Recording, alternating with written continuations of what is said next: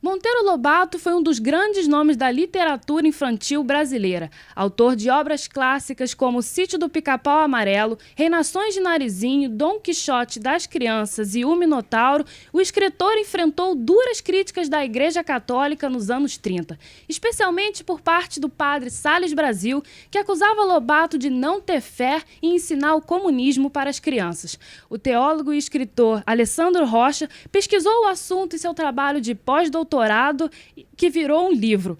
Alessandro é diretor do Instituto Interdisciplinar de Leitura da PUC-Rio. Como se construiu essas críticas do padre Sales Brasil aos textos do Lobato?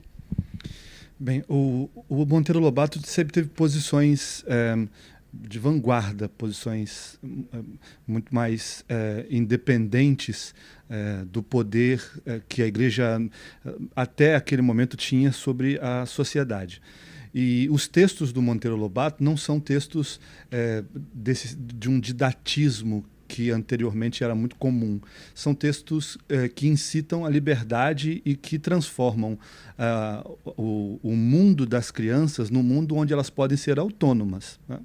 E há uma série de temas na obra do Monteiro Lobato e na obra infantil do Monteiro Lobato que não casava muito bem com uma perspectiva que, naquele momento, a Igreja tinha para a sociedade. O padre Sales Brasil foi um jesuíta muito culto, muito importante, mas de uma ala muito conservadora da Igreja, e viu nas obras do Monteiro Lobato uma certa ameaça, sobretudo a ameaça do comunismo, que era uma espécie de sanha daquele momento, né? Achar o inimigo vermelho em todos os lugares. O padre Sales Brasil acabou buscando na obra do Monteiro Lobato esses traços de alguma ameaça que tanto a sociedade brasileira quanto a Igreja estariam à mercê.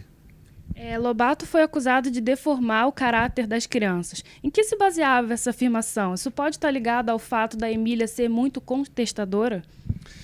Se a gente olha para os personagens do Sítio, eles são, de fato, muito contestadores. Não só a Emília é mais que contestadora, é impertinente, né? A Emília, eu acho que ela encarna antecipadamente isso que seria, sobretudo isso que seria a mulher na segunda metade do século XX. A Emília já antecipa isso e muito. Mas olhando para Narizinho e Pedrinho, também há ali naquelas crianças um dado de liberdade e de autonomia. Quer dizer, muito diferente daquele modelo que se desenhava para a criança na família, né? O Lobato, nesse sentido, foi justamente acusado, sobretudo por quem partia daquela noção de comportamento que tomava conta da sociedade brasileira. Então ele vai bastante além daquilo que se concebia naquele momento. O senhor disse que o Sítio do Pica-Pau Amarelo é a melhor expressão na ficção do Reino de Deus. Em que aspectos a gente pode perceber essa afirmação? Porque essa categoria Reino de Deus, como aparece nos evangelhos e na tradição cristã, sobretudo quando está colocada na boca de Jesus, ela é uma realidade que pertence aos pequenos.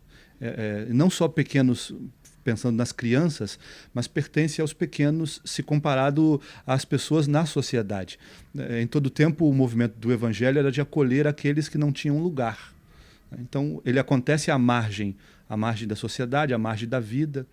E, nesses termos, o Sítio do Pica-Pau Amarelo expressa isso. Se a gente olhar para os personagens e como eles estão colocados, há uma apreciação do pequeno. Quer dizer, a grande interlocutora, quer dizer, uma espécie de alter ego do Lobato é a Emília, né? É uma boneca que se dá ao luxo de casar com quem ela quer e descasar quando ela quer, né? Ali há toda uma construção, por exemplo, de um personagem que alguns acabam patrulhando e tendo uma visão equivocada, mas um personagem como a tia Anastácia, que representa toda uma sabedoria popular, né? Uma mulher negra que naquele momento era desqualificada completamente pela sociedade, e no contexto do sítio ela tem um protagonismo muito importante. Então o Sítio do Pica-Pau Amarelo eu acho, uma concretização na ficção né? E a ficção, às vezes, é muito mais profunda que a própria realidade, né? Então é uma construção na ficção de alguma coisa que a tradição cristã já vinha anunciando há muito. Engraçado é que a igreja não conseguiu perceber isso, como também a religião nunca conseguiu perceber isso, porque o reino é bastante transgressor, tanto o reino no evangelho quanto o reino na literatura do Lobato. Em 2010, um servidor de Brasília acusou a obra de Monteiro Lobato de racista. E o caso chegou a ser encaminhado ao Conselho Nacional de Educação e ao Ministério. É possível desconectar o autor das ideias do seu tempo? E como encarar esse tipo de crítica na literatura? É crescente. Bem, eu mesmo, semana passada, entreguei um livro a um amigo que é do movimento Negro Unificado, e ele me falou, mas Monteiro Lobato? Como assim Monteiro Lobato? Porque vem marcado por um traço que eu acho que a gente precisa compreender, pelo menos de duas maneiras. Uma é que seria um enorme anacronismo, né? Julgar o passado com as perspectivas todas que nós temos agora, né? Não dá para querer que lá o autor tenha exatamente a mesma consciência que a gente tem aqui. Então, acho que só por isso já não daria para fazer essa acusação. Depois, porque há uma necessidade de descolar a ficção da realidade. Eu acho que tem um dado ficcional. E o autor de sua obra. Não dá para colocar toda a carga da personalidade do autor na sua obra e julgar a obra por questões do próprio autor. E, ademais, o texto do Lobato, ele, sobretudo na literatura infantil, ele não reflete de forma nenhuma esse traço do que nós chamaríamos racismo. Os personagens estão ambientados à época. Mas, repito, a tia Anastácia, que é a personagem de destaque negra naquele contexto, ela tem, no Sítio do Pica-Pau Amarelo, muito mais presença e protagonismo do que qualquer mulher negra teria na sociedade daquele tempo. Então, eu acho que é o contrário, ele avança no que pode com a ficção. Lobato afirmava que um país se faz com homens e livros. As críticas à obra dele não subestimam a capacidade crítica das crianças? Sem dúvida. Sem dúvida. Essa coisa da crítica ao livro, da crítica à literatura, ela é sempre uma tentativa de tutelar aquele que lê, né? Então, alguém que diz que determinada coisa tem esse sentido, né? E aí se pode proibir um livro, né? O que ainda hoje acontece, né? Alguém recomenda a proibição de um livro. Isso é uma pretensão enorme de quem julga poder avaliar melhor do que quem lê. E aí, no caso com a criança, isso fica ainda mais sério, né? Porque a criança fica compreendida como incapaz, fica compreendida como tendo um conhecimento menor. Aliás, a própria literatura infantil, por vezes, é compreendida como sendo uma literatura menor, né? Porque é para crianças, né?